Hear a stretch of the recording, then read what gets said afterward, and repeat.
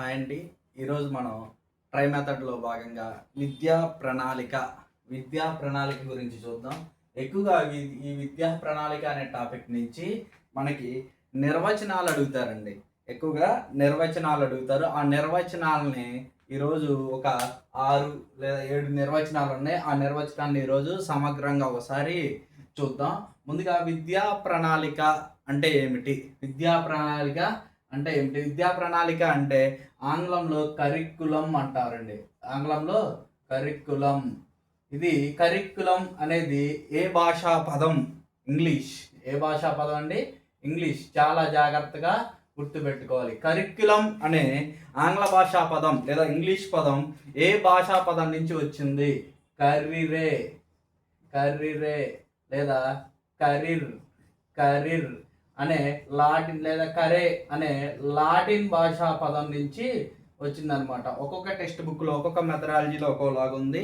మ్యాథ్స్లో ఒకటి, ఈ సోషల్లో ఒకటి, సైన్స్లో ఒకటి. ఇలా కర్రిరే లేదా కరిర్ లేదా కరే అనే లాటిన్ భాషా పదం నుంచి ఈ కరిక్యులం అనే ఆంగ్ల భాషా పదం ఉద్భవించింది. అయితే ఈ లాటిన్ భాష కర్రిరే అంటే అర్థం ఏమిటి? అర్థం ఏమిటి అంటే ఇక్కడ పరుగు పందెం బాట, పరుగు పందెం బాట లేదా లేదా ధోవన పదం, ధోవన పదం. ధోవన పదం అంటే ఏంటండి? రన్వే. ఏం లేదు, రన్వే. రన్వే ఎక్కడ ఉంటుంది? పరుగు పందెం బాట. రన్వే, రన్వే ఎక్కడ ఉంటుందండి? ఎక్కడ ఉంటుంది? విమానాశ్రయంలో ఉంటుంది. అక్కడ ఒకసారి దాన్ని మనం గమనించినట్లయితే రన్వే పైన ఏరోప్లేన్ అనేది ఇలా పరిగెత్తుకుంటూ వచ్చి ఎగురుతుంది. మనం ఒకసారి ఇక్కడ చూసినట్లయితే, దీన్ని గమనించినట్లయితే ఈ రన్వే అనేది మనం ఎక్స్పీరియన్సెస్గా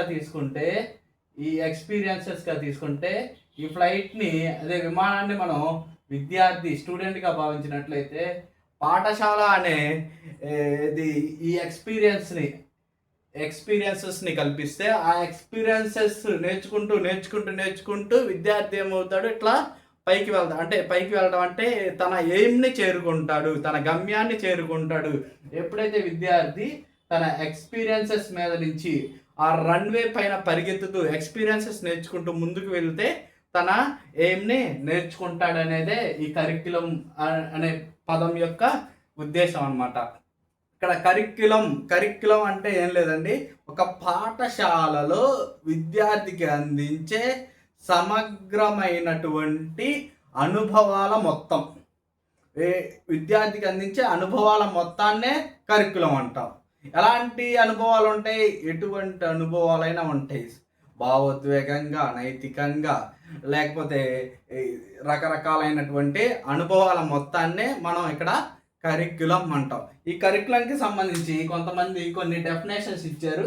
ఆ డెఫినేషన్స్ అనేవి ఇప్పుడు చదివి ఒకసారి వాటిని ఎలా గుర్తుంచుకోవాలి, వేటిని ఎవరు ఇచ్చారనేది ఒకసారి చూద్దాం. ఫస్ట్గా మొట్టమొదటి డెఫినేషన్ అండి. ఇక్కడ విద్యార్థి మానసికంగా, శారీరకంగా, భావావేశపరంగా, ఆధ్యాత్మికంగా, నైతికంగా వికాసం చెందేటట్లు చేసే పాఠశాల కార్యక్రమాల మొత్తం విద్యా ప్రణాళిక, కరిక్యులం అని ఎవరు చెప్పారయ్యా అంటే క్రో అనే శాస్త్రవేత్త చెప్పారు. క్రో అనే శాస్త్రవేత్త చెప్పారు. ఏమని చెప్పారు ఆయన? విద్యార్థి మానసికంగా, శారీరకంగా, భావావేశపరంగా, ఆధ్యాత్మికంగా, నైతికంగా వికాసం చెందేటట్లు, వాటన్నిట్లలో కూడా బెటర్గా అయ్యేటట్లు చేసేదేంటి? కరిక్యులం అని ఎవరు చెప్పారు? క్రో అండి. దీనికి గుర్తుంచుకోవడానికి కొన్ని చిన్న కోడ్లు చెప్తాను. అవి మాడిఫై చేసినాయి అనమాట, కొంచెం మనం గుర్తుంచుకోవడం కోసమే. ఇక్కడ క్రో అంటే ఏంటంటే తెలుగులో కాకి. మనం ఇక్కడ విద్యార్థి భావపరంగా, నైతికంగా అభివృద్ధి చెందడానికి కాకి సంబంధించిన కథలు చెప్తాం అని గుర్తుపెట్టుకుంటే ఇది ఈ డెఫినేషన్ని మనం గుర్తుపెట్టుకోవచ్చు. కేవలం ఈ గుర్తుపెట్టుకోవడం కోసమే, ఎటువంటి పర్పస్ కాదు. నెక్స్ట్ దానికి వచ్చేద్దాం. రెండోది, శిశువు ఏ అనుభవాలను పాఠశాలలో ఏ విధంగా వినియోగిస్తుందో, శిశువు కోసం ఏ అనుభవాలను పాఠశాల ఏ విధంగా వినియోగిస్తుందో అవన్నీ విద్యా ప్రణాళికగా ఏర్పడతాయి. శిశువు అభివృద్ధి చెందడానికి, తన ఎయిమ్, తన గమ్యాన్ని చేరుకోవడానికి ఏ ఏ అనుభవాలను ఈ పాఠశాల ఏ విధంగా ఉపయోగిస్తుందో అదే విద్యా ప్రణాళిక. దీన్ని ఎవరు చెప్పారు అంటే ముర్రే. ఏ డెఫినేషన్లో కూడా శిశువు అని రాదండి, ముర్రే ఒక శిశువు అని గుర్తుపెట్టుకోండి. దీన్ని చెప్పింది ఎవరు? ముర్రే. ఇక్కడ ముర్రే ఒక శిశువు అని గుర్తుపెట్టుకోవాలన్నమాట.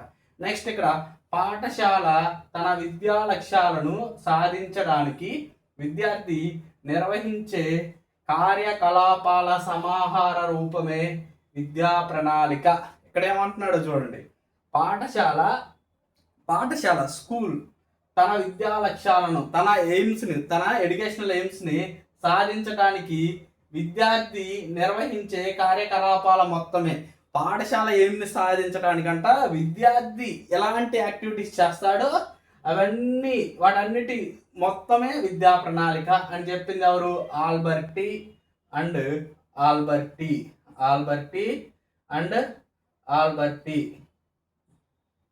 అనే ఆయన ఈ డెఫినేషన్ చెప్పాడనమాట. దీన్ని ఎలా గుర్తుంచుకోవాలి? ఇక్కడ యాక్టివిటీస్, కార్యకలాపాలని యాక్టివిటీ అని కూడా అంటాం. యాక్టివిటీ ఆల్బర్టీ అని కానీ, లేకపోతే ఇక్కడ మనం విద్యా లక్ష్యాలు, పాఠశాల విద్యా లక్ష్యాలని సాధించడానికి పాఠశాల ఎలా ఉంటుంది? స్ట్రిక్ట్గా ఉంటుంది, అలర్ట్గా ఉంటుంది అనమాట. అలర్ట్గా ఉంటేనే కదా ఎటువంటి తప్పులు జరగకుండా తన లక్ష్యాలను సాధించేది. అలర్ట్ ఆల్బర్టీ, లేకపోతే యాక్టివిటీ ఆల్బర్టీ. ఇక్కడ కార్యకలాపాలు అంటే యాక్టివిటీస్ అన్నమాట. ఆ యాక్టివిటీస్, కృత్యాలు, కార్యకలాపాలు ఇక్కడ ఆల్బర్టీగా గుర్తుంచుకోవచ్చు అనమాట. నెక్స్ట్ మనకి ఇక్కడ ఉపాధ్యాయుని పర్యవేక్షణలో విద్యార్థులు నిర్వహించే కృత్యాల సముదాయమే విద్యా ప్రణాళిక. ఉపాధ్యాయుడు పర్యవేక్షిస్తుంటే విద్యార్థులు కృత్యాలు చేస్తుంటారు, దాన్నే విద్యా ప్రణాళిక అన్నారు. దీన్ని ఎవరయ్యా అన్నారయ్యా అంటే స్పియర్స్. దీన్ని ఎవరు అన్నారు? స్పియర్స్ అనే విద్యావేత్త ఇక్కడ ఈ డెఫినేషన్ చెప్పారు. ఏమని చెప్పారు? ఉపాధ్యాయుని పర్యవేక్షణ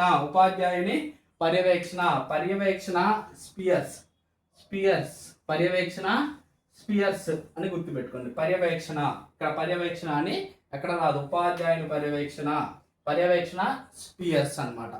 నెక్స్ట్ చూడండి, ఇక్కడ ఉపాధ్యాయుడు అనే కళాకారుడు పాఠశాల అనే తన చిత్రాగారం లేదా కళాక్షేత్రం అని కూడా అనొచ్చు అనమాట. ఇక్కడ చిత్రాగారమే కాదు, కళాక్షేత్రంలో విద్యార్థి అనే ముడి సరుకును తన ఆలోచనలకు అనుగుణంగా ఒక నిర్దిష్ట రూపంగా తీర్చిదిద్దే అతని చేతిలోని పనిముట్టే విద్యా ప్రణాళిక అని అన్నది ఎవరయ్యా? కన్నింగ్హామ్. వెరీ వెరీ ఇంపార్టెంట్ అండి. ఇది చాలాసార్లు మన టెట్ అండ్ డిఎస్సిలో కూడా అడగడం జరిగింది ఈ డెఫినేషన్ అనమాట. ఉపాధ్యాయుడు అనే కళాకారుడు పాఠశాల అనే తన కళాక్షేత్రం లేదా చిత్రాగారంలో విద్యార్థి అనే ముడి సరుకును తన ఆలోచనలకు అనుగుణంగా నిర్దిష్ట రూపంగా తీర్చిదిద్దేందుకు తన చేతిలోని పనిముట్టే విద్యా ప్రణాళిక. అని చెప్పింది ఎవరయ్యా అంటే కన్నింగ్హామ్ అని చెప్పింది ఎవరు? కన్నింగ్హామ్ అనమాట. ఇక్కడ మీరు సింపుల్గా గుర్తుపెట్టుకోవచ్చు. ఇక్కడ ఉపాధ్యాయుడు కళాకారుడు కన్నింగ్హామ్ అనే ఆయన కళాకారుడు, కన్నింగ్హామ్ అనే ఆయన కళాకారుడు అని గుర్తుపెట్టుకోవచ్చు అనమాట. ఇక్కడ ఫస్ట్ ఇది మానసికంగా, శారీరకంగా, భావవేశపరంగా, ఆధ్యాత్మికంగా, నైతికంగా అభివృద్ధి చెందడానికి పాఠశాల చేసే కార్యక్రమాల మొత్తం విద్యా ప్రణాళికని క్రో అని చెప్పారు. ఇక్కడ మనం ఏం చెప్పాం? అక్కడ పాఠశాల విద్యార్థికి మనం నైతికంగా, భావవేశపరంగా, ఆధ్యాత్మికంగా, శారీరకంగా అభివృద్ధి చెందడానికి కాకి సంబంధించిన కథలు చెప్తాం అని చెప్పాం. కాకి కథలు, ఎలాంటి కథలు? నైతికంగా అభివృద్ధి చెందే కథలు, అలాంటి కథలు చెప్తాం. నెక్స్ట్ శిశువు ఏ అనుభవాలను పాఠశాలలో ఏ విధంగా ఉపయోగిస్తుందో అవన్నీ కూడా విద్యా ప్రణాళిక అని చెప్పింది ముర్రే. ముర్రే ఒక శిశువు అని గుర్తుపెట్టుకోమని చెప్పాం.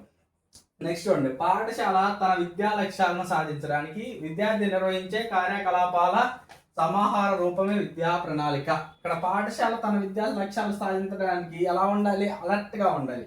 అలర్ట్, ఆల్బర్టీ. లేదా కార్యకలాపాలు అంటే యాక్టివిటీస్ ఆల్బర్టీ. ఇట్లా గుర్తుపెట్టుకోవాలన్నమాట. నెక్స్ట్, ఉపాధ్యాయుని పర్యవేక్షణలో విద్యార్థులు నిర్వహించే కృత్యాల సముదాయమే విద్యా ప్రణాళిక. ఇక్కడ ఉపాధ్యాయుని పర్యవేక్షణ స్పియర్స్ అన్నమాట. నెక్స్ట్ చూడండి, ఉపాధ్యాయుడు అనే కళాకారుడు పాఠశాల అనే తన చిత్రాగారంలో విద్యార్థి అనే ముడిసరుకును తన ఆలోచనలకి అనుగుణంగా ఒక నిర్దిష్ట రూపంగా తీర్చిదిద్దడానికి ఉపయోగపడే ఒక పనిముట్టే విద్యా ప్రణాళిక అని చెప్పింది కన్నింగ్హమ్. నెక్స్ట్ ఇంకొకటి ఉందండి, ఇదే విద్యా ప్రణాళిక అంటే పాఠశాలలో బోధించే విద్యాపరమైన విషయాలు కాదు. తెలుగు, ఇంగ్లీషు, మ్యాథ్స్, ఈవీఎస్ కాదంట. ఏంటి? పాఠశాలలో, తరగతి గదిలో అంటే స్కూల్లో, క్లాస్ రూమ్లో అండ్ గ్రంథాలయంలో, లైబ్రరీలో, నెక్స్ట్ ప్రయోగశాలలో, ఆట స్థలంలో ఉపాధ్యాయునికి మరియు విద్యార్థికి జరిగే యాదృచ్ఛిక సంఘటనలు ఎలా చెప్పొచ్చు అండి? యాదృచ్ఛిక సంఘటనలు అంటే ఒక్కోసారి విద్యార్థి ఉపాధ్యాయుడు ఇంటరాక్ట్ అయ్యి మాట్లాడుకుంటూ ఉంటాడు. ఒక్కోసారి జోకులు వేసుకుంటారు, ఒక్కోసారి రకరకాల విద్యార్థికి ఏదైనా సమస్య వస్తే అడుగుతారనమాట. ఆ సమస్యకి పరిష్కారం ఎట్లానో ఉపాధ్యాయుడు, విద్యార్థి లేదా తన స్నేహితులతో చర్చించి నిర్ణయం అనేది తీసుకోవడం అనేది జరుగుతూ ఉంటుంది అనమాట. అలాంటి యాదృచ్ఛిక సంఘటనలు కూడా విద్యా ప్రణాళికలో భాగమంట. విద్యార్థి పాఠశాల జీవితం యావత్తు విద్యా ప్రణాళిక అవుతుంది. చూడండి, విద్యార్థి పాఠశాల జీవితం యావత్తు అంటే స్కూల్ లైఫ్ మొత్తం విద్యా ప్రణాళిక ఇద్దంట. ఇది ఎవరు చెప్పారయ్యా? సెకండరీ విద్యా కమిషన్.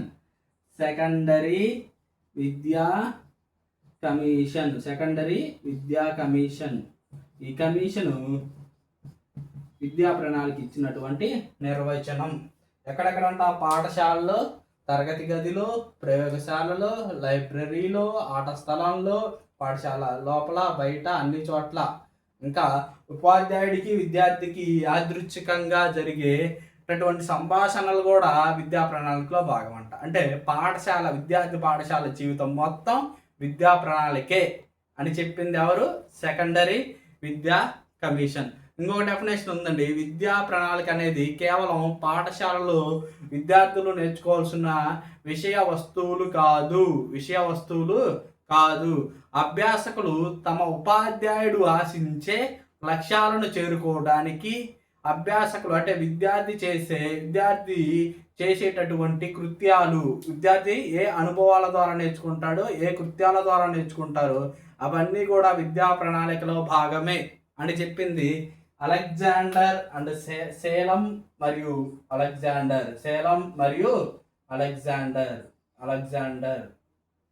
అనే వ్యక్తులు ఇది చెప్పారనమాట. ఏమని చెప్పారండి? విద్యా ప్రణాళిక అనేది కేవలం పాఠశాలలో నేర్చుకునే విద్యా వస్తువులు కాదంట. ఉపాధ్యాయుడి లక్ష్యాలకి అంటే ఉపాధ్యాయుడు ఏమనుకుంటున్నాడో అది విద్యార్థి చేరుకోవడానికి విద్యార్థి ఎలాంటి అనుభవాలు, ఎలాంటి కృత్యాలు అనుసరిస్తాడో అవన్నీ విద్యా ప్రణాళికలో భాగమంట. ఇక్కడ ఉపాధ్యాయుడు, ఇందాక ఇక్కడ చెప్పుకున్న స్కూల్ కాదు, ఇక్కడ ఉపాధ్యాయుడి లక్ష్యాలకి ఎవరు? విద్యార్థి చేరుకోవడానికి. విద్యార్థి చేసేటటువంటి విద్యార్థి అనుభవాలు కానీ, చేసేటటువంటి పనులు కానీ, కృత్యాలు కానీ దేంట్లో భాగమంట? విద్యా ప్రణాళికలో భాగం అని చెప్పింది ఎవరు? సేలం అలెగ్జాండర్. ఇక్కడ ఒకటి తెలుసుకున్నాం, విద్యా ప్రణాళిక అంటే పాఠశాలలో బోధించే విద్యాపరమైన విషయాలు కాదు, పాఠశాల లోపల, తరగతి గదిలో, ఇవన్నీ కూడా. ఈ డెఫినేషన్ చెప్పింది సెకండరీ విద్యా కమిషన్. చాలా పెద్ద డెఫినేషన్, ఇది చాలా ఈజీగా గుర్తుండిపోతుంది అనమాట. అది ఇప్పుడు వీటన్నిటిని బట్టి మీకేమర్థమైంది? విద్యా ప్రణాళిక అంటే పాఠశాలలో విద్యార్థికి కల్పించే సమగ్ర అనుభవాల మొత్తం. విద్యార్థికి పాఠశాల కల్పించే సమగ్ర అనుభవాల మొత్తం అనే విద్యా ప్రణాళిక అంటారు. ఎవరు చెప్పినా అదే కదండి, ఎవరు చెప్పినా అది. ఈ డెఫినేషన్స్ చాలా బాగా గుర్తుంచుకోవాలి. ప్రతి టెట్లో కానీ డిఎస్సిలో కానీ ట్రై మెథడ్స్ నుంచి మనకి మ్యాథ్స్ మెథడ్లో కానీ సైన్స్లో కానీ సోషల్లో కానీ ఈ డెఫినేషన్స్ అనేవి అడుగుతున్నారు. ఈ విద్యా ప్రణాళిక డెఫినేషన్స్ అయితే కానీ నెక్స్ట్ యూనిట్ ఉపగమం ఇలాంటి డెఫినేషన్స్ కొన్ని ఉన్నాయి. ఇలాంటి డెఫినేషన్స్ అన్నీ కూడా మనం రాబోయే వీడియోలో చెప్పుకుందాం. ఇవన్నీ కూడా వీడియో నచ్చితే లైక్ చేయండి, షేర్ చేయండి. థ్యాంక్ యూ అండి. Thank you for watching.